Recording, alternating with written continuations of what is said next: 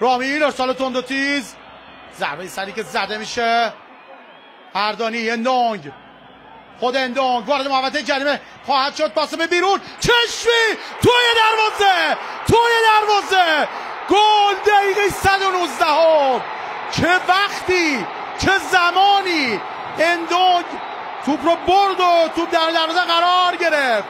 چشمی شادی رو به اردوی آبی پوشان میاره. اعتراض مازیار زاره. اوه چه دقیقه گل زدند، چه دقیقه گل زدند.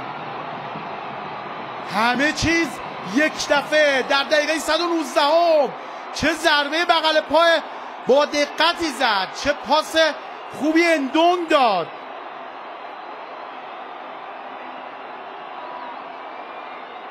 و هواداران استقلال، این هواداران پرشور ملوان نباید بازی رو به حاشیه ببرن. بازیکنان دو تیم بازی خوب و جوانمردانه ای رو از دو تیم دیدیم.